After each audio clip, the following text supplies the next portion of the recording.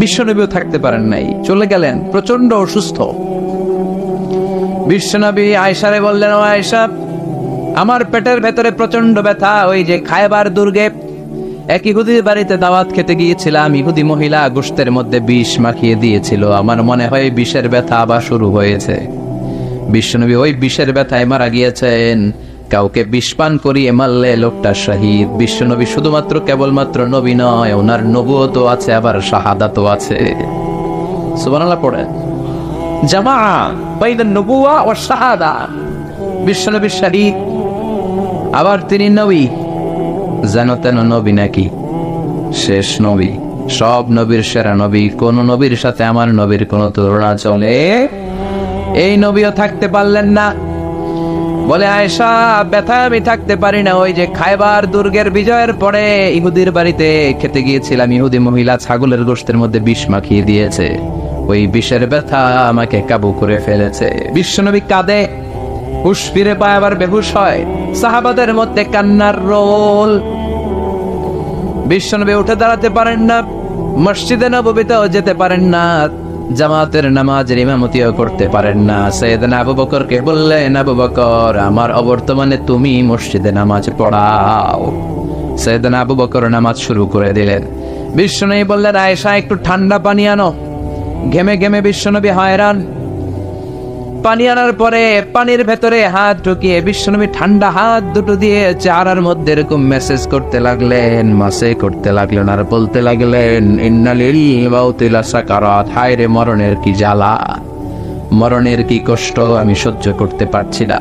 বিশ্বনবীর এই কষ্ট দেখে বিশ্বনবীর কলিজার টুকরা, নয়নের পুটুলি সাইয়েদাতুনা ফাতেমা কেঁদে কেঁদে হয়রান। চিৎকার দিয়ে বলে, ইয়া করবা আবা, ইয়া করবা আবা, আমার বাবার কি কষ্ট হচ্ছে, না জানি আমার বাবার কত যন্ত্রণা হচ্ছে। বিশ্বনবী সান্ত্বনা দিয়ে বলে, ফাতেমা, কেঁদো না, আজকের দিনের পরে তোমার বাবার আর কোনো কষ্ট হবে না, সব কষ্ট আজকেই শেষ হয়ে যাবে। হঠাৎ সাইয়েদনা ফাতিমাতুজ জোহরার কানে কানে কি যেন বললেন, উনি কাঁদলেন। আবার কানে কানে কি যেন বললেন, উনি হাসলেন। বিশ্বনবীর ইন্তেকালের পরে মা আয়েশা জিজ্ঞেস করলেন, ও ফাতেমা, বিশ্বনবীর ইন্তেকালের দিন তোমার কানে কানে কি যেন বললো, তুমি কেঁদে দিলা কেন? আবার একটু পরে কি যেন বললা, হেসে দিলা কেন? ফাতেমা বলে, বিশ্বনবী আমার কানে কানে বলেছিল, ও ফাতেমা, ধৈর্য ধারণ করো, আমার সময় আর বেশি নাই, কারণ আল-ইয়াউমা আকমালতু লাকুম দীনাকুম ওয়া আতমামতু আলাইকুম নি'মাতি ওয়া রাদিতু লাকুমুল ইসলাম দীনা। ইসলামকে আল্লাহ পরিপূর্ণ করেছেন, আমি হয়তো আর পৃথিবীর বুকে থাকবো না, আমি চলে যাব রে ফাতেমা। সাইয়েদাতুনা ফাতেমা কাঁদতে শুরু করলেন। কিছুক্ষণ পর আবার কানে কানে বললেন, ও ফাতেমা, তুমি কেঁদো না, আমার ইন্তেকালের পরে আমার পরিবার বর্গের মধ্য থেকে অল্প কিছু দিনের ব্যবধানে তোমার সাথে আমার আখিরাতে দেখা হয়ে যাবে রে ফাতেমা। সাইয়েদাতুনা ফাতেমা তখন হেসে দিলেন, পড়েন আল্লাহু আকবার। ওই বিশ্বনবীও কি থাকতে পারছে নাকি? কথা কন, আপনারা পারবেন? আমরা পারবো? এজন্য আল্লাহ বললেন, আলহাকুমুত তাকাসুরু হাত্তা যুরতুমুল মাকাবির। দুনিয়ার লোভ লালসা তোমাদেরকে পাগল বানিয়ে দিয়েছে। এই পাগলামি আর মোহ তোমাদের থামবে না যতদিন না তোমরা কবরের ভেতরে ঢুকবা। কার কথা? কার কথা? আলহাকুমুত তাকাসুর, বেশি বেশি চাওয়ার লোভ তোমাদের মধ্যে বাসা বেঁধেছে। বেশি বেশি পাওয়ার আকাঙ্ক্ষা আমাদের আছে না নাই? এটা আছে, ওটা চাই, নারী আছে, গাড়ি চাই, বাড়ি আছে, ওটা চাই, চাওয়ার কোনো শেষ নাই। আনলিমিটেড হিউম্যান ডিমান্ডস আছে না নাই? সনের ঘর মনে মনে কয় টিনের ঘর হলে ভালো, আল্লাহ টিনের ঘরের ব্যবস্থা করে দিল। এবার মনে মনে কয় কাঁচা পাকা দালান হলে ভালো, ওইটাও হইছে। তারপর ভাবে একটা পাকা দালান যদি হইতো কত ভালো হইতো, ওইটাও আল্লাহ ব্যবস্থা করে দিছে। এবার মনে মনে কয় একটা ফ্ল্যাট যদি কিনতে পারতাম, আছে না নাই? কথা বলে। সাইকেল যার আছে হুন্ডা চায়, হুন্ডা যার আছে প্রাইভেট কার চায়, প্রাইভেট কার যার আছে হেলিকপ্টার চায়, আছে না নাই? যিনি মেম্বার চেয়ারম্যান হতে চায়, চেয়ারম্যান সাহেব এমপি হতে চায়, এমপি সাহেব মন্ত্রী হইতে চায়, মন্ত্রী কি হইতে চায়? বাংলাদেশে এই সুযোগ নাই। বাংলাদেশে হয় উনি নয় উনি, এই দুই উনির বাইরে কেউ হবে? কথা কন, আরো জোরে বলেন। আল্লাহ ওনাদেরকে ভালোভাবে চালানোর তৌফিক দেয়। এই দুইটা মাই তো আমরা পাইছি না, ঠিক কিনা? এই মা যদি আম করে আগলে রাখে, আমরা সন্তানরা কোনো আপত্তি জানাবো না, কিন্তু ইসলাম দিয়ে চালাতে হবে দেশ, চিল্লায় বলো ঠিক কিনা? এজন্য আল্লাহ বললেন আলহাকুমুত তাকাসুর, বেশি বেশি পাওয়ার আকাঙ্ক্ষা তোমাকে পাগল বানিয়ে দিয়েছে। পাগলের মতো আমরা ছুটছি, আরো লাগবে, আরো আরো খাবো, সব আমার, এরকম একটা মানসিকতা আছে না নাই? লাগলেও চায়, না লাগলেও চায়। মোবাইল নাই, আল্লাহর কাছে কান দে, আল্লাহ একটা মোবাইল যদি থাকতো, সবার হাতে মোবাইল, সবাই টিপে, আমি টিপতে পারি না, আছে না নাই? আল্লাহ একটা নোকিয়া সেটের ব্যবস্থা করে দিচ্ছে। এবার মনে মনে এরকম একটা যদি পাইতাম, টাচ মোবাইল, টাচ করলে গান বাইর হয়, আছে না নাই? আল্লাহ এটাও দিয়ে দিলে এবার কয় আল্লাহ, অনেকে দেখি পিছনে একটা আপেল থাকে, আপেল ছিল, হ্যাঁ আইফোন আপেল থাকে না? আল্লাহ একটা আপেল দরকার, আপেল, আল্লাহ একটা আপেলের ব্যবস্থা করে দিছে। এবার কয় আল্লাহ আইপ্যাড লাগবে, আইপ্যাড, এটারে কয় আইপ্যাড। এরপর আল্লাহ আইপ্যাডে দিছে, এবার কয় আল্লাহ ম্যাকবুক প্রো লাগবে। চিনো? আমার বাসায় একটা আছে ম্যাকবুক, ওইটা হাই কনফিগারেশনের কাজগুলো করার জন্য লাগে, রিসার্চের কাজে, বিভিন্ন কাজে লাগে। ওইটাও আল্লাহ দিছে। এবার কয় আল্লাহ ক্রেওয়ান সুপার কম্পিউটার লাগবে। ইউনাইটেড স্টেটস অফ আমেরিকাতে যারা মিলিটারি বেইজে কাজ করে, তাদের ম্যাথমেটিক্যাল ইকুয়েশন ড্র করার জন্য ওইটা লাগে, ওইটাও দিছে। এবার কয় আল্লাহ আরেকটা লাগবে, আছে না নাই? মানুষের চাহিদার কোনো শেষ নাই। এজন্য আল্লাহ বললেন আলহাকুমুত তাকাসুর হাত্তা যুরতুমুল মাকাবির, মানুষের অতিরিক্ত পাওয়ায় প্রাচুর্যতার লোভের কোনো শেষ নাই, যতক্ষণ না মানুষ কবরে ঢুকবে, ঠিক কিনা? মানুষের স্বভাব হলো আরো চাই, কি কয়? আরো চাই। এটা ফকিরের স্বভাব। কার স্বভাব? তার মানে আমরা সব ফকির নি, আমরা কি ধনীকে। জুমার দিনে দেখবেন ফকিররা কি করে, যেদিকে টাকা ওইদিকে খাওয়া মারে, যেদিকে টাকা হাত পাতে, আবার ওদিকে, আবার ওদিকে, খালি চায়, লাগলেও চায়, না লাগলেও চায়, ঠিক কিনা? ওই জন্য আল্লাহ বললেন ইয়া আইয়ুহান নাসু আনতুমুল ফুকারাউ ইলাল্লাহ ওয়াল্লাহু হুয়াল গানিয়ুল হামিদ। ও গোলামেরা, তোরা হলি ফকির, ধনী একজন তিনি কে। চাহিদার আমাদের শেষ নাই, আরো লাগবে, আরো লাগবে। ওর বাড়ি আছে, আমারও বাড়ি লাগবে, ওর গাড়ি আছে, আমারও গাড়ি লাগবে, ও নামাজ পড়ে, আমারও নামাজ লাগবে, এটা নাই কথা কন। ও যাকাত দেয়, আমিও দিব, এটা নাই। ওর মেয়েগুলো পর্দা করে, আমার তারাও পর্দা করামু, ওইটা নাই। কিন্তু ওর বাড়ি আছে দুইটা, আমার লাগবো তিনটা। ওর গাড়ি আছে 4টা, আমার লাগবো। ওর আছে 6 তলা বিল্ডিং, আমার কয়তলা? ইয়াতাতাওয়ালুনা ফিল বুনিয়ান ওয়ান তারাল হুফাতাল উরাতাল আলাতা রিয়াশা ইয়াতাতাওয়ালুনা ফিল বুনিয়ান। বিশ্বনবী বললেন কিয়ামতের একটা আলামত হলো, before the day of judgment people will start to compete to construct high rises buildings in the cities. শহরে বড় বড় বিল্ডিং বানানোর প্রতিযোগিতা করবে, ঠিক কি না? বিশ্বনবী বললেন যাদের পায়ে জুতা নাই, গায়ে জামা নাই, খাওয়ার মতো খাবার নাই, তারা একদিন এলাকায় ধনী হয়ে যাবে, এরকম আসার নাই। তারপর বিল্ডিং বানানোর প্রতিযোগিতা করবে, আর বলবে সব আমার, আমার এলাকা, আমি এই এলাকার নেতা খেতা, আছে না নাই? কিশোরগঞ্জে মনে হয় নাই প্রতিযোগিতা আছে না? কে কাটছে বড় করতে পারে, হালাল না হারাম, 2 হাতে এরকম করে, আছে না নাই? মুরব্বী যারা উত্তর দেন, আজ থেকে ধরেন 30 বছর আগের কথা, কিশোরগঞ্জে বড় বড় বিল্ডিং আছিল? কথা কর, হ্যাঁ ছিল না। ঢাকায় ছিল? ছিল খুবই অল্প।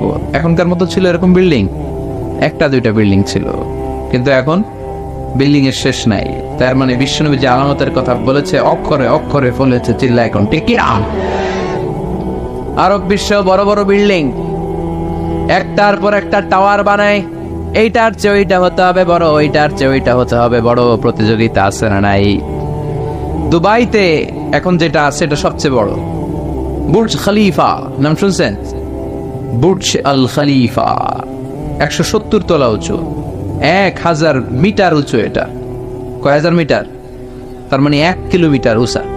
তাকাইতে পারবেন? টুপি পরে যাবে পিছনে, ঠিক কিনা? তো দুবাই যখন আগায় গেল, সৌদি মনে মনে করে দুবাই আগায় যেতেছে, আমরা বসে থাকবো কেন?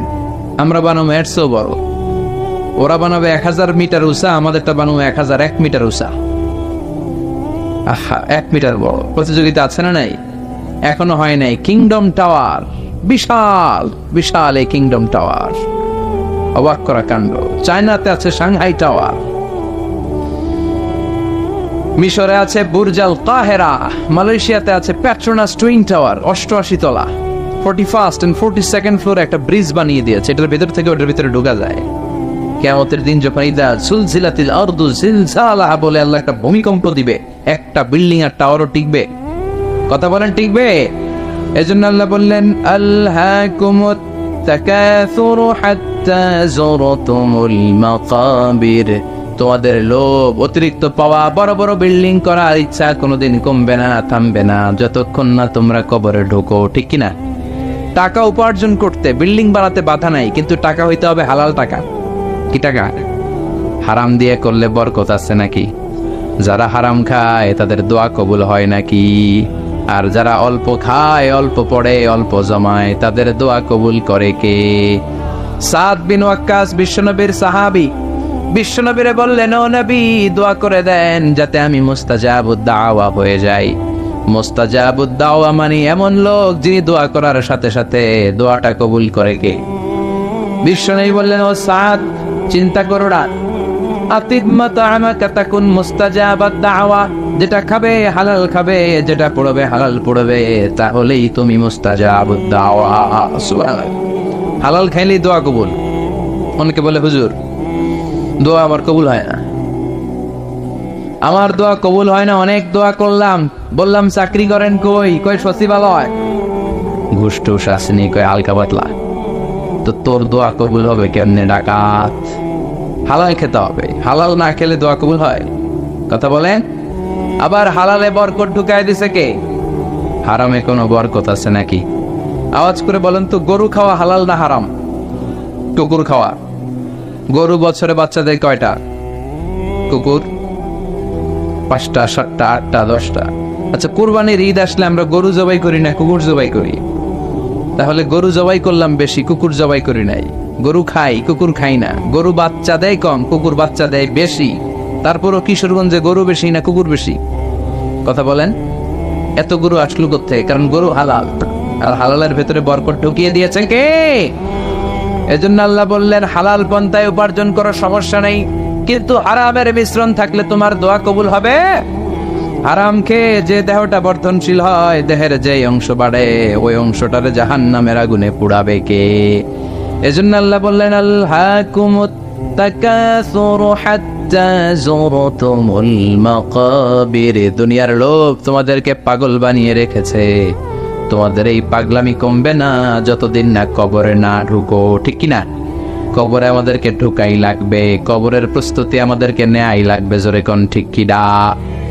বিশ্বনবী বলেন কবরে তোমাদেরকে প্রশ্ন করা হবে, কবরের ভেতরে তোমাদেরকে সুয়াল করা হবে কয়টা? সবাই কোন?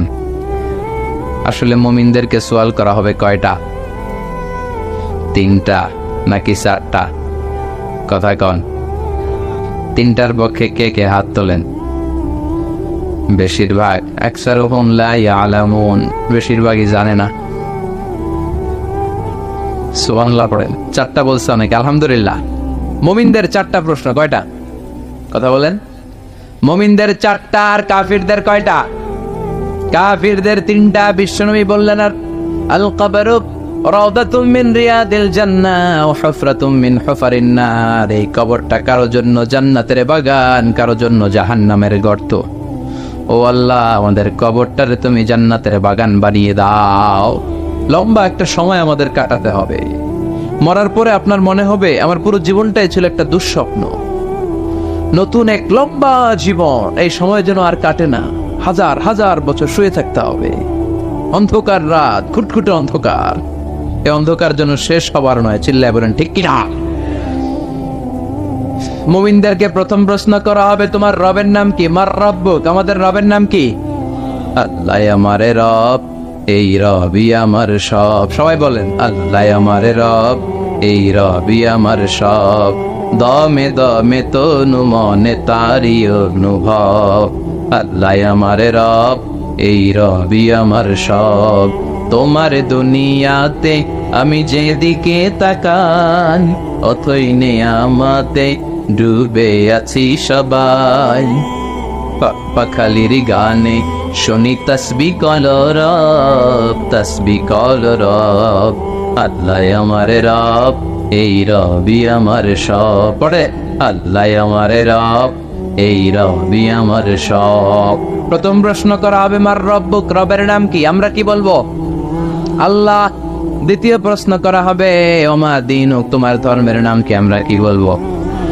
আলহামদুলিল্লাহ, সবাই পারে। তৃতীয় প্রশ্ন করা হবে বিশ্বনবীর চেহারাটা দেখিয়ে বলা হবে মান হাযার রাজুল, এই লোকটারে চিনো কিনা? আমরা বলবো চিনি, উনি আমাদের প্রাণের নবী, ঠিক কিনা? চাঁদের চেয়ে সুন্দর তুমি নবী আমার কামলিহি ওয়ালা। সুবহানাল্লাহ পড়েন। দো জাহানের বাদশাহ তুমি প্যারা নবী সাল্লে আলা। দো জাহানের বাদশাহ তুমি প্যারা নবী সাল্লে আলা। চাঁদের চেয়ে সুন্দর তুমি নবী আমার কামলিহি ওয়ালা। পড়েন আল্লাহু আকবার। আমরা বলবো এটা আমাদের বিশ্ব নবী, এটা আমাদের প্রাণের নবী। এই নবীর জন্য আমরা সব করতে রাজি ছিলাম। এই নবীকে ছাড়া আমরা কিছু বুঝতাম না, কারণ এই নবীবাদ তো কোরআনবাদ, নবীবাদ তো ইসলামবাদ। এই নবী আছে তো সব আছে, ঠিক কিনা? নবীর মাধ্যমে আমরা চিনেছি কারে? নবী আমাদেরকে সালাত শিখিয়েছেন, যাকাত শিখিয়েছেন, নবী কেমন করে হজ করতে হয় সেটা দেখিয়েছেন, কেমন করে ভদ্র হতে হয়, কেমন করে ইনসাফ প্রতিষ্ঠা করতে হয়, কেমন করে বিজাতিদের সাথে আচরণ করতে হয়, কেমন করে পররাষ্ট্রনীতি পরিচালনা করতে হয়, কেমন করে স্ত্রীদের সাথে আচরণ করতে হয়, কেমন করে ছোট্ট ছোট্ট বাচ্চাদের মাথায় হাত বুলিয়ে দিতে হয়, সবকিছু বিশ্বনবী আমাদেরকে শিখিয়েছে, ঠিক কিনা? আমরা বলবো এটা আমাদের প্রাণের রাসূল। এই রাসূলকে ছাড়া আমরা কিচ্ছু বুঝি না। আল্লাহু আকবার। তিনটা প্রশ্নের উত্তর যখন করতে পারবেন, চতুর্থ আরেকটা প্রশ্ন আপনাদেরকে করা হবে, ওমা ইলমু, শিখে যান। ওই দিন মনে পড়বে আমার কথা, আজারের ভিতরে ঠিকই গেছিল, প্রশ্ন তো আরেকটা আছে। কইরাইছি তিনটা, আরেকটা আসছে নতুন করে। ঝামেলা আছে না নাই? পরীক্ষায় প্রশ্ন 4টা, শিখছেন কয়টা? আরেকটার জন্য ভেজাল আছে না? চতুর্থ প্রশ্ন ওমা ইলমুক, এলএম কি, মানে কোত্থেকে পারলা? এই তিনটা প্রশ্নের উত্তর কেমন করে জানলা? কাফনের কাপড়ে লিখে আনছো কিনা, নাকি হাতের মধ্যে কেউ লেখা দিছিল? অনেকে স্কেলের মধ্যে এরকম নকল নিয়ে যায়, আছে না নাই? কাগজের মধ্যে নকল লইয়া মৌজায় ঢুকায়, আছে না নাই? টুবির ভিতরে নকল, আছে না নাই? বোতামের ভিতরে, আছে না নাই? ঘড়ির ভিতরে, আন্টির ভিতর, আছে না নাই? ওই যে সব নকলে পিএইচডি করছে, এগুলা যেগুলা কয় আছে। নকলের সাথে আমাদের কোনো সম্পর্ক নাই, জেনে যেতে হবে তথ্যসূত্র কি। ফেরেশতারা বলবে what is the source of your answers, এই যে উত্তরগুলা পাল্লা, এটার তথ্যসূত্র কি, কিভাবে জানলা? বলতে হবে কোরআন। এই কোরআন থেকে পড়ে পড়ে আমি জেনেছি, চিল্লায় বলো ঠিক কিনা? বিশ্বনবীর হাদিস পড়ে জেনেছি, ইসলামের সাহিত্যগুলো পড়ে পড়ে আমি জেনেছি, নকল করি নাই। তার মানে 4টা প্রশ্নের উত্তর দিতে পারবেন, আলহামদুলিল্লাহ। ফেরেশতারাও খুশি, বলবে আহলান সাহলান, খোশামদেদ, কংগ্রাচুলেশন। সুবহানাল্লাহ পড়েন।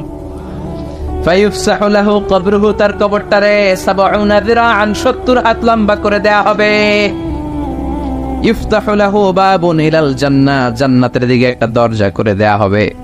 জান্নাতের সুঘ্রাণ, জান্নাতের এয়ার কন্ডিশনের ঠান্ডা ঠান্ডা বাতাস তার কবরটারেও ঠান্ডা করে দিবে। ইলবাসু মিন লিবাসি আহলিল জান্নাহ, জান্নাতের 2টা পোশাক তারে পরিয়ে দেয়া হবে। আর বলা হবে নাউম কা নাউমিল আরুস, বর যেমনি বাসর রাতে কনেকে নিয়ে আনন্দের ঘুম দেয়, তুমি এরকম একটা ঘুম দাও। সুবহানাল্লাহ পড়ে। কি বলবে? ঘুমাও, ঘুমাও, স্লিপ টাইট, আনন্দে ঘুমাও, আরামসে ঘুমাও। বাসর রাতে বর যেমনি কনেকে নিয়ে ঘুমিয়ে পড়ে, তুমিও ঘুমিয়ে যাও। আনন্দের একটা ঘুম জান্নাতি লোকটা কবরের মধ্যে দিবে। ইসরাফিলের সিংহার আগে ওই ঘুম আর ভাঙবে না। সুবহানাল্লাহ। ও আল্লাহ, আমরা যেন 4টা প্রশ্নের উত্তর দিয়ে জান্নাতি পোশাক পরে একটা ঘুম দিতে পারি, তুমি কবুল করো। পড়ে না আমিন। আর যারা ইসলাম মানে নাই, যারা কোরআন মানে নাই, যারা মা বাবার সাথে বেয়াদবি করেছে, যারা নাস্তিকতার দোসর সেজেছে, যারা বিশ্ব নবীর গালি দিয়েছে, যারা কাফের, যারা নাস্তিক, যারা বামপন্থী, তাদের কাছেও দুজন ফেরেশতা আসবে। আসওয়াদান আজরাকান, নীলাভ চক্ষু, কালো গাত্র বর্ণের, দেহের রং কালো, চোখের রং নীল। দেখতে ভয়ঙ্কর না? এসেই বলবে, ওঠ, বস, বল তোর রবের নাম কি? মার রব্বুক। কয় জানি না। কি বলে? আমি কোন রব টপ জানি না, আমি শুধু নেতা খাতাদের পিছনে পিছনে ঘুরেছি, আমি খালি সমাবেশের মধ্যে ককটেল বোমা মারতাম। এরকম ডাকাইত আছে না নাই? আমি 31st নাইটে মেয়েদের ওন্না ধরে টান দিয়েছি, আমি এলাকার মধ্যে টেন্ডারবাজি করেছি, আমি চাঁদাবাজি করেছি, আমার নাম সবাই দিছে কানা রমজান। আছে না নাই? আমি ছিলাম ডাকাত। রব টপ কি আমি জানি না। I don't know anything about it. What are you talking about? Drop. I don't know. কিচ্ছু জানি না আমি, রব টপ কি আমি জানি না। মাফ চাই, দোয়া চাই। ফেরেশতারা বলবে, ওকে, দ্বিতীয় প্রশ্ন, ওমা দিন উত্তর, ধর্মের নাম কি? কয় ধর্ম আবার কি? ধর্ম আবার? আমার কোনো ধর্ম নাই। আমি মাও সেতুংয়ের রাজনীতি করতাম, কার্ল মার্কসের রাজনীতি করতাম, আমি জ্বালাও পোড়াওয়ের রাজনীতি করতাম, আমি মানুষ মারতাম, আমি ছিলাম মার্ডারের বড় ক্যাডার, একের পর এক মার্ডার করতাম খালি আমি। আমার মতো গুলি চালাতে কেউ জানতো না। আমি ছিলাম সন্ত্রাসদের বস, কুখ্যাত সন্ত্রাসী। আমার কোনো দিন নাই। তৃতীয় প্রশ্ন, ওমান হাযার রাজুল, এই লোকটাকে? কই চিনি না, তবে ওনারে আমি গালি দিতাম দুনিয়াতে। ওনার বিরুদ্ধে কথা বলার জন্য একটা বিরিয়ানির প্যাকেট পাইলে শাহবাগের মঞ্চে ওইটা মিছিল দিতাম। আসলে না এরকম টাকে চিনি না, আমি চিনি না, আমি ওনারে গালি মারতাম। ফেরেশতাকে দ্বারা আঙ্গুল খেলা শুরু করতেছে। তিনটা প্রশ্নের উত্তর যখন দিতে ব্যর্থ হলো, ফেরেশতারা বলবে, হায় আফসোস, লা দারাইতা ওয়ালা তালাইতা, কিছুই তো পারলি না তুই, কপাল পোড়া ডাকাত, কিছুই পারলি না, এখন তোর কি হবে? হাতে থাকবে বিশাল হ্যামার, ফায়ুদরাবু বিমাতারিকা মিন হাদিদ, লোহার একটা হাতুড়ি দিয়ে মাথার মধ্যে দিবে বাড়ি। ও মা গো, বইয়া দিব চিৎকার। এক বাড়িতে মাথা নাই, ঠ্যাং নাই, দেহটা চূর্ণ বিচূর্ণ হয়ে যাবে, 70 গজ জমিনের ভেতরে ঢুকে যাবে। ওর চিৎকারে পুরো কবরস্থানটা তখন থারথার করে কাঁপবে। এই হলো 1 নম্বর শাস্তি। 2 নম্বর শাস্তি, দেহটা আবার মিলে যাবে, আবার হাতুড়ি দিয়ে বাড়ি, আবার ও মা গো বলে চিৎকার, আবার দেহটা ফিট হয়ে যাবে। জমিনকে বলা হবে, ইয়া আরদু ইলতাইমি, ও জমিন তুমি 2 দিক থেকে এই টাকাটারে চাপা দাও। জমিন চাপা দিবে, ক্লাপস করবে, ডান দিকের পাঁজর বায়ে চলে যাবে, বাম দিকের হাড্ডি ডান দিকে আসবে, পুরো দেহটা পাউডার হয়ে যাবে। হাত্তা সাআ, কিয়ামত পর্যন্ত, ইসরাফিলের সিংহায় ফুৎকার পর্যন্ত এই শাস্তি, এই পানিশমেন্ট, এই খেলা চলতেই থাকবে। চিল্লায় পড়েন না আউযুবিল্লাহ। এজন্য বিশ্বনবী আল্লাহর কাছে দোয়া করতেন, আল্লাহ, আল্লাহুম্মা ইন্না নাউযু বিকা মিন আযাবিল কবর, ও আল্লাহ, কবরের আযাব থেকে তুমি আমাদের বাঁচাও। পড়ে না আমিন, আর জোরে পড়ে না আমিন। আবার বিশ্বনবী কবর দেখলে এখানে গাছ রোপণ করে দিতেন। কবরের পাশে গাছ লাগিয়ে দিলে গাছগুলো যে, পাতাগুলো যে জিকির করে, ওইটার কারণে কবরের আযাব মাফ করে কে? আবার বিশ্বনবী কবর উঁচু করতে নিষেধ করেছেন। সাইয়েদনা আলীকে মদিনায় বললেন, ও আলী, মদিনায় যত উঁচু কবর দেখবা ভেঙে ফেলবা। ইসলামে কোন উঁচু করে কবর রাখার বিধান নাই। চিল্লায় বলেন ঠিক কিনা? আবার কবরের কাছে যে চাওয়ার কোনো বিধান নাই। চাইতে হবে কার কাছে? কেউ ফিরে না খালি হাতে, খাঁচারে তোর দরবারেতে। বলে না অনেকে, বলে নাউজুবিল্লাহ পড়বেন না? ভুয়া কথা। অনেক কিছু নিয়ে যায়, খালি হাতে ফিরে। দামি ঘড়ি নিয়ে ওই দরবারে যাবেন, দেখবেন চোর ঘড়ি চুরি করে ফেলছে, আপনি খালি হাতে ফিরতেছেন। আছে না নাই? দামি জুতা নিয়ে গেলে ধাক্কা ধাক্কিতে জুতা কই, আমনে কই, ঠিক নাই? তার মানে খালি পায়ে ফিরে। একটা দরবার থেকে কেউ কোনদিন খালি হাতে ফিরে না। দরবারটা কার? কেউ ফিরে না খালি হাতে, আল্লাহরে তোর দরবারেতে। সবাই পড়েন, কেউ ফিরে না। এজন্য বিশ্বনবী বলতেন, খবরদার কবরের কাছে যে কিছু চাওয়া যাবে না, কারণ আল মাইয়িতু ফিল কবর কাল গারিকু ফিল বাহর। সাঁতার না জানা ব্যক্তি সাগরে পড়লে যেরকম অসহায়, কবরে গেলে মানুষ তেমন অসহায়, ঠিক কিনা? উনি আপনারে কিছু দিতে পারবেন না, আপনি দিয়ে আসবেন, আপনি যে দোয়া করবেন তার মাগফিরাত কামনা করবেন, ঠিক কিনা? বিশ্বনবী প্রথমে কবর জিয়ারতের নিষেধ করেছেন, পরে আবার অনুমতি দিয়েছেন। বিশ্বনবী বলেছেন, নাহাইতুকুম আন জিয়ারাতিল কুবুর আল-আন ফাজুরুহা ফাইন্নাহা তুযাক্কিরুল আখিরাহ। আগে আমি কবর জিয়ারত করতে বারণ করতাম, এখন আমি অনুমতি দিলাম, কবর জিয়ারত করো। কবর জিয়ারত করা সুন্নাত, কোন সুবহানাল্লাহ। কবর জিয়ারত করেন, আব্বার কবরের সামনে যান, মায়ের কবরের সামনে দাঁড়ান, মাইক টান, আর চিন্তা করেন, আব্বারে তো আমার হাতে রেখে গেলাম এখানে, আমার তো দাড়িগুলো সাদা হতে শুরু করেছে, চুলগুলো পাকতে শুরু করেছে, আর কয়েক বছরের ব্যবধানে হয়তো আমার ছেলে আমার লাশটা এনে আমার এইখানে রেখে যাবে, এই চিন্তা তখন আসবে। চিল্লা এখন ঠিক কিনা? এজন্য চাওয়া যাবে কবরে যে কিছু চাওয়া যাবে, চাবেন কার কাছে? অসুস্থ, সুস্থ করে কে? পরীক্ষায় পাশ করতে পারেন না, তৌফিক দিতে পারে কে? চাকরি নাই, বেকার, চাকরির ব্যবস্থা করবে কে? ব্যবসায় মন্দা, ব্যবসায় সফল করে দিতে পারে কে? বিয়ে হচ্ছে না, বিয়ের ব্যবস্থা করবে কে? বিয়ে হয়েছে, সন্তান নাই, সন্তান দেয় কে? মেয়ে হয়েছে, ছেলে নাই, ছেলে দেয় কে? ছেলে আছে, মেয়ে নাই, মেয়ে দেয় কে? দুইটাই দেয় কে? আবার কাউরে কিচ্ছু দেয় না, তিনি কে? সুন্নাত নয় শুধু সুমধুর আলাপ, আর সুন্নাত হলো হুঙ্কার গর্জন, ঠিক কিনা? সুন্নাত নয় শুধু পাগড়ি মাথায় দেয়া, আর সুন্নাত হলো অন্যায় বাধা দেয়া। অন্যায় বাধা দিবেন? রাজি আছেন নাকি দেখে মুখ বুজে সহ্য করবেন? বাধা দেওয়ার দরকার আছে না নাই? অন্যায় দেখতে দেখতে, শুনতে শুনতে, হেকমত করতে করতে প্রতিবাদের ভাষাটুকু আমরা হারিয়ে ফেলেছি, চিল্লা এখন ঠিক কিনা? সুন্নাত নয় শুধু মেষ চড়াতে যাওয়া, আর সুন্নাত হলো রাষ্ট্রনায়ক হওয়া, ঠিক কিনা?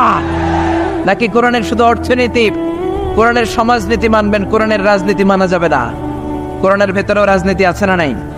বিশ্বনবী মদিনার প্রেসিডেন্ট ছিলেন কি ছিলেন না? মদিনার চোরগুলো ধরে ধরে বিশ্বনবী হাত কেটে দিয়েছে কি দেয় নাই? মদ যারা খেয়েছে মাইর দিয়েছে কি দেয় নাই? নামাজ যারা পড়ে নাই, এক ওয়াক্ত নামাজের জন্য 5 বেত মদিনার রাষ্ট্রে ছিল কি ছিল না? আজকেও যদি আমার দেশের প্রধানমন্ত্রী, প্রিয় প্রধানমন্ত্রী ঘোষণা দিয়ে দেয় কালকে থেকে একটাও বেনামাজি থাকতে পারবে না, এক ওয়াক্ত নামাজ মিস হলে 5টা করে বেতের বাড়ি, বক্তা সাহেব বক্তব্য দেওয়ার পর নামাজ না পড়লে বক্তার পিছনে 5 বেত আছে না নাই? আপনারা কইছেন, আমি কই নাই, আমার কোনো দোষ নাই। এই নিয়মটা যদি হতো, বিশ্বনবী বলেছেন, ইন্নাল্লাহা মা ইয়াযাউ বিস সুলতান লা ইয়াযাউ বিল কুরআন। আল্লাহ মাঝে মাঝে ক্ষমতার প্রয়োগে সমাজে যা করান ওটা কোরআন দিয়েও করায় না। এজন্য প্রধানমন্ত্রী মাইরের ঘোষণা দিবে আর আমরা ওয়াজ করে যাব, মাইর আর ওয়াজ দুইটার বিনিময়ে বাংলার জমিনে ইসলাম কায়েম করায় দিবে কে? আমরা সারা জীবনে ওয়াজ করে যেটা করতে পারবো না, ক্ষমতার মসনদ থেকে একটা অর্ডার আসলে বাংলাদেশে ইসলাম কায়েম হয়ে যাবে। সুন্নাত নয় শুধু মেষ চড়াতে যাওয়া, আর সুন্নাত হলো রাষ্ট্রনায়ক হওয়া। মহাব্বতে তার সুদিনের সাথী তুমি, দূরে দিনেও তার পাশে থাকো কি?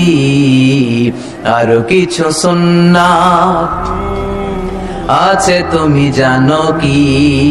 জানলেও জীবনে কখনো তা মানো কি? সুন্নাত নয় শুধু দাওয়াতের মেহমান, ঠিক না?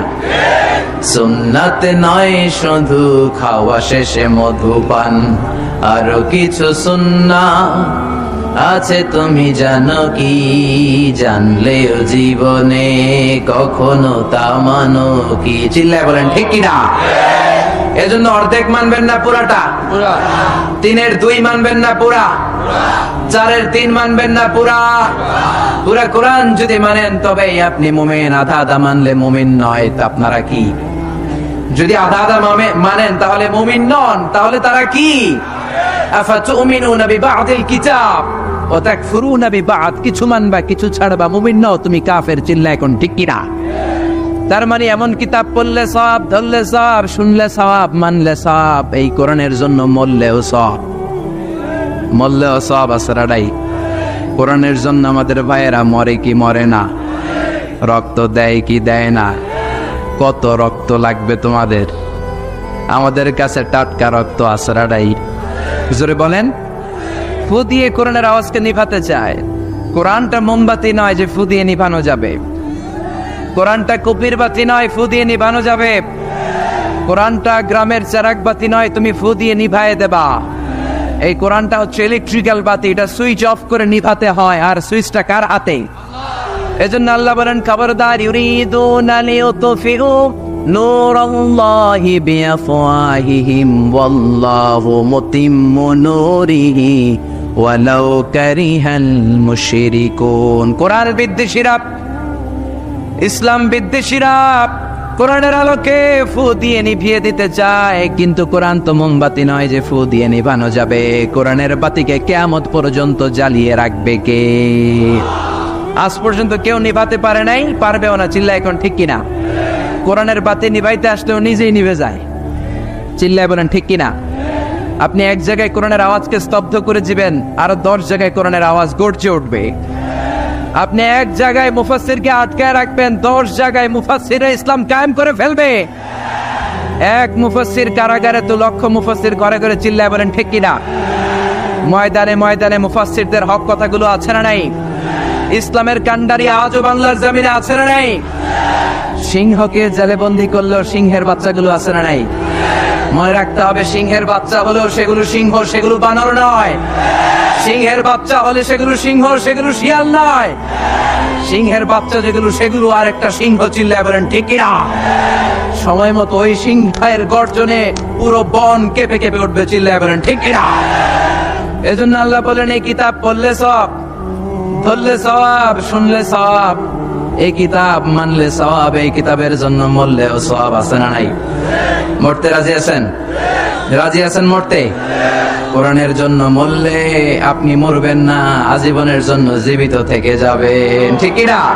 ওয়ালা তাকুলু লিমান ইয়াকতালু ফি সাবিলিল্লাহি আমওয়াত বাল আহইয়াউ ওয়ালাকিন লা তাশউরুন। আল্লাহ সতর্কবাণী দিয়ে বললেন খবরদার, কোরআনের রাজ কায়েম করতে যে আমার জমিনে যারা রক্ত ঢাললো, কোরআনকে মসনদে বসাতে যে, কোরআনের সমাজ প্রতিষ্ঠা করতে যে যারা জীবন দিল, তাদেরকে তোমরা মৃত বলো না। সুবহানাল্লাহ, তারা জীবিত। কিয়ামতের দিন তারা সবুজ পাখি হয়ে জান্নাতের আনাচে কানাচে ঘুরে বেড়াবে, চিল্লায় পড়েন আল্লাহু আকবার। এজন্য কিতাব পড়লে সওয়াব, ধরলে সওয়াব, শুনলে সওয়াব, মানলে সওয়াব, কিন্তু কেমন করে পড়বো তারও একটা নিয়ম আছে না নাই? কথা বলে, আপনি কেমন করে পড়বেন, কোত্থেকে কোরআন পড়বেন, এই ব্যাপারে গাইডলাইন, দিক নির্দেশনা কোরআনের ভেতরে দিয়েছে কে? আল্লাহ বলেন ফাকরাহু মা তায়াসসারা মিনাল কুরআন। আমি আমার কোরআনকে এত সহজ করে দিলাম, কোরআনের যে দিক দিয়ে মনে চাই তুমি পড়ো, কবুল করে নিবে কে?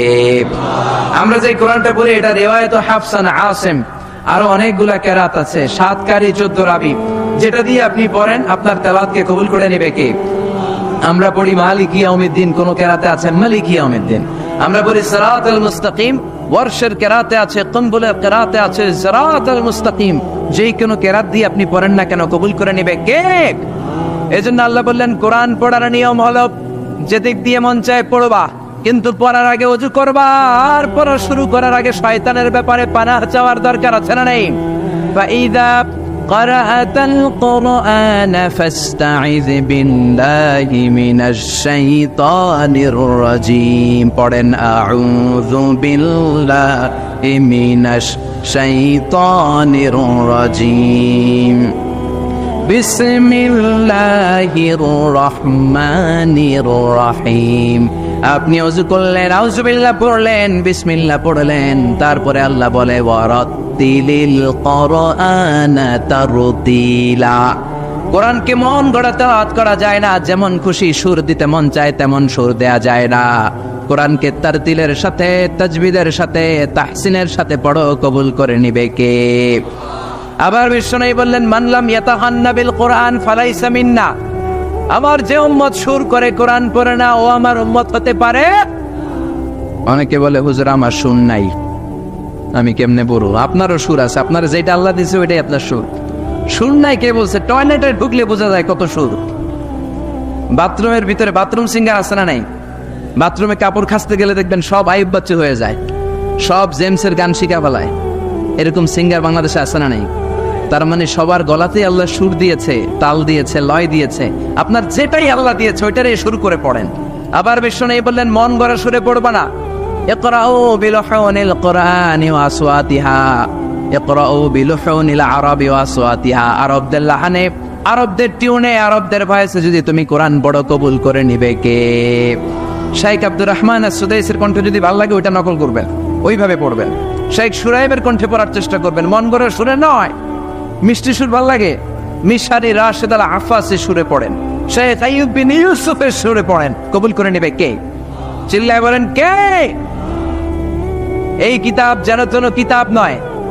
এমনি এমনি আল্লাহ বলে নাই বাল হুয়া কোরআনুম মাজিদ। শুধু শুধু এমনি বলে না এটা কোরআনে মাজিদ। এই কোরআনটা এমন কোরআন, এই কোরআন তেলাওয়াত করলে মুমিনদের অন্তরে ঈমান বাড়ায় দেয় কে?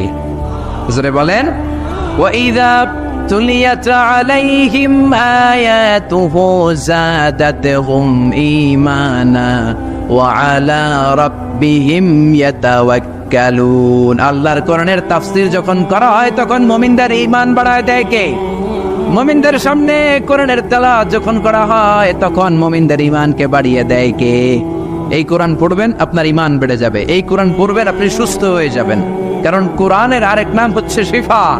কোরআনের ভেতরে শিফা দিয়েছে কে? জোরে বলেন। সূরাতুল ফাতিহার আরেক নাম সূরাতুশ শিফা, আছে না নাই? আমরা অসুস্থ হলে এইটা করি ওইটা করি। বিশ্বনবী ঝাড়ফুঁক করতেন, আঙ্গুলে একবার বল্লা পোকা কামড় দিল, আয়েশারে বললেন লবণের পানি গরম করে ঢালো, লবণের মধ্যে আছে সোডিয়াম ক্লোরাইড।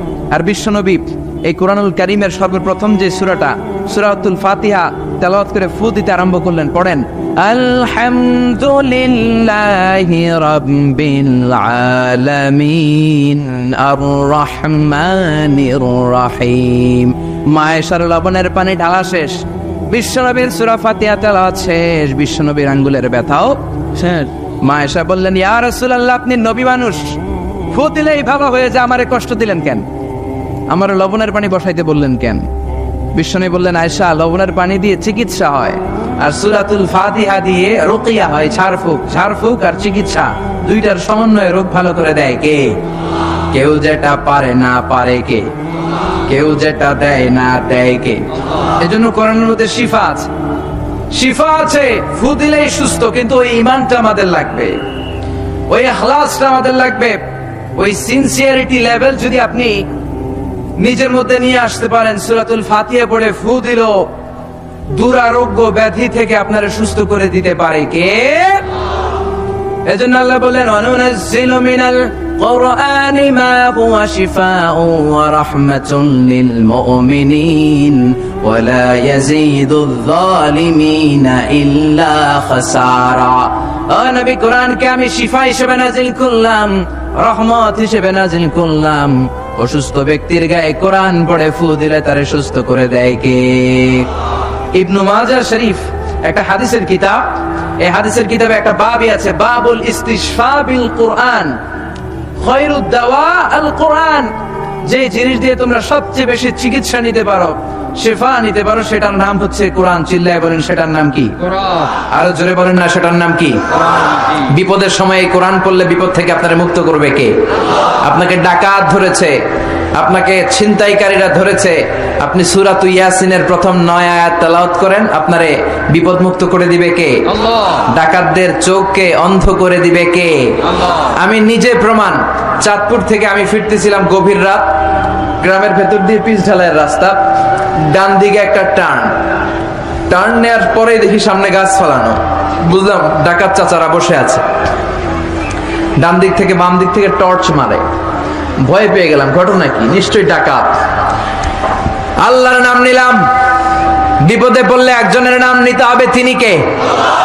ড্রাইভারকে বললাম আস্তে করে পিছনের দিকে যাও, আর পড়তে আরম্ভ করলাম ইয়াসিন ওয়াল কুরআনিল হাকীম ইন্নাকা লামিনাল মুরসালিন আলা সিরাতিম মুস্তাকিম। পড়তে আরম্ভ করলাম, আল্লাহর কাছে সাহায্য চাইতে আরম্ভ করলাম। কিছুক্ষণ পরে ডাকাতদের একজন এসে গাছ সরাই দিয়ে বলে, হুজুর যান, কোনো সমস্যা নাই। সুবহানাল্লাহ, সুবহানাল্লাহ কইতে পারলেন না?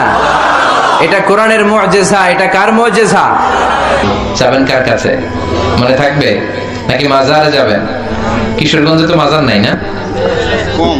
কম না একেবারে? হ্যাঁ কম না? ভণ্ডামি নেই তো? ওই যে লাল শালু দিয়ে রাখে, মাথায় চুল জট পাকায় রাখে, মাজারের উপরে মশারি দেয়, আগরবাতি দেয়, আছে আছে? অনেক এলাকায় মাজারের উপরে মশারি টাঙায় রাখে, আছে না নাই? কেন মশারি দেয়? মশা কামড়ায়? ব্রাহ্মণবাড়ি আছে মাজারে মশারি দেয়, দেখবেন ওর বাপের মশাই খায়, মারে মশাই খায়, ওর মায়ের ডেঙ্গু, ওর বাপের ডেঙ্গু, বাবারে মশারি না দিয়ে বাবারে মশারি দিছে। মাজারে আবার মোমবাতি লাগে, আছে না নাই? কারণ কি? আল্লাহর ওলি দেখে না নিচে গেছে নাকি? কপাল পোড়া। এই মোমবাতি গুলো গরিবদের হাতে তুলে দিবেন। অনেক ছেলে আছে মেধাবী, রাতের বেলা পড়তে পারে না, মোমবাতি লাগিয়ে তারা পড়বে। তাদেরকে সহযোগিতা করলে আপনার আব্বার কবরটারে আলোকিত করে দিবে কে? আল্লাহ। কথা বলেন কে? এই জন্য মাজার ব্যবসার সাথে ইসলামের কোন সম্পর্ক? মাজার কেন্দ্রিক যত ব্যবসা, এগুলোর বিরুদ্ধে সামাজিক আন্দোলন গড়ে তোলেন। যারা লাল শালু পড়ে থাকে, নামাজ নাই, রোজা নাই, জিকির নাই, কয় আমরা মারেফতের লোক, আছে না নাই? কিসের পথ? মারেফত। আসলে এটা মায়ের পথ, ঠিক কিনা? দিল বান্দা কালমা চোরে, না পায় শ্মশান, না পায় ঘোরে, দিন থাকিতে আয়রে পথে ছাইড়া দে ভণ্ডামি, ভণ্ডামি ভণ্ডামি ভণ্ডামি, ছাইড়া দে ভণ্ডামি। নামাজ কালাম পড়ে না, ইবলিস শয়তানের নানা, আছে না নাই? নামাজ রোজা নাই, এদের সাথে শরিয়ার কোনো সম্পর্ক নাই। এরা নতুন নাম দিছে, কয় মারেফত। আমাদেরটা কি? কয় মারেফতে ঢুকলে নামাজ লাগে না, রোজা লাগে না, পর্দা লাগে না, ভিতর যদি সাফ হয় সব সাফ, আছে না নাই? কথা কর। এদের সাথে ইসলামের সম্পর্ক। নামাজ কালাম পড়ে না, ইবলিস শয়তানের নানা, ধর্মের একখান খুঁটি ধইরা কয়দিন করবা হয়রানি, ভণ্ডামি ভণ্ডামি ভণ্ডামি, ছাইড়া দে ভণ্ডামি, ঠিক কি না? এগুলোর বিরুদ্ধে সামাজিক আন্দোলন গড়ে তোলেন। এগুলোর সাথে ইসলামের কোনো সম্পর্ক। কবরে যান, সালাম দেন। বিশ্বনবী কবর দেখলে সালাম দিতেন, আসসালামু আলাইকুম আহলাদ দিয়ার মিনাল মুমিনিন ওয়াল মুসলিমিন ওয়া ইন্না ইনশাআল্লাহু বিকুম লাহিকুন, আনতুম লানা সালাফ নাহনু লাকুম তাবা। ইয়ারহামুল্লাহ আল মুস্তাকদিমিন মিন্না ওয়াল মুস্তাখিরিন, নাসআলুল্লাহ লানা ওয়া লাকুমুল আফিয়া। তার মানে কবরে যারা আছেন সবার প্রতি আমার সালাম, সবার প্রতি আল্লাহর পক্ষ থেকে শান্তি। আপনারা আগে গেছেন, আমরা পরে আসতেছি। আমি কবরের উপর দাঁড়িয়ে আছি মানে এই না যে আমি ঢুকবো না। উনি আগে গেছে, আমি পরে। কুই আগে রওনা হয়, কুই পিছে রওনা। কেউ আগে যাবে, কেউ পরে যাবে। দ্য ডেস্টিনেশন ইজ সেম, গন্তব্য একটাই। চিল্লা এখন ঠিক কি না? আল্লাহ আপনাদের উপর রহম করুক, আমাদের উপর রহম করুক। আল্লাহ আমাদের সবাইকে মাফ করে দেখ। পড়ে না আমি আমিন, আর জোরে পড়ে না আমিন। এজন্য কবরে আমাদেরকে যেতেই হবে, কবরের প্রস্তুতি আমাদেরকে নিতেই হবে। এজন্য আল্লাহ বললেন, আল্লাকুমুত তাকাসুর হাত্তা যুরতুমুল মাকাবির। তোমাদের দুনিয়ার লোভ লালসা কোনদিন কমবে না যতদিন না তোমরা কবরের ভিতরে না ঢুকো। কার কথা?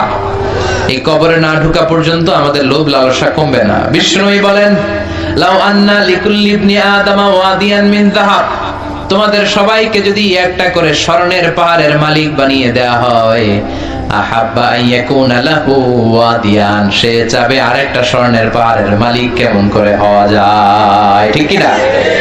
আমি আমার যদি স্বর্ণের একটা পাহাড়ের মালিক আল্লাহ করে দেয়, আমার 14 পুরুষ খাইয়া শেষ করতে পারবে? আল্লাহ বলেন, প্রত্যেককে যদি একটা করে স্বর্ণের পাহাড়ের মালিক বানিয়ে দেই, তারপরে সে চাবে আরেকটা পাহাড়ের মালিক কেমন করে হওয়া যায়। লাইয়ামলা আফাহু ইল্লা তুরাব, কবরের মাটি তোর মুখে ঢোকার আগ পর্যন্ত তোর এই খাই খাই স্বভাব বন্ধ হবে। এজন্য আল্লাহ বললেন আলহাকুমুত তাকাসুর, দুনিয়ার প্রাচুর্যতা তোমাদেরকে মোহাচ্ছন্ন করে রেখেছে। হাত্তা যুরতুমুল মাকাবির, এই মোহ তোমাদের কোনোদিন কাটবে না যতদিন না তোমরা কবরে ঢুকো। এজন্য কবরের চিন্তা থাকার দরকার আছে না নাই? কবরকে নিয়ে প্রতিদিন কিছু সময় চিন্তার দরকার আছে না নাই? মরণকে স্মরণের দরকার আছে না নাই? মান আরাদা ওয়াইদান ফাল মাউতু ইয়াকফি, কেউ যদি নিজে ওয়াজ করতে চায় সে যেন মরণ নিয়ে গবেষণা করে।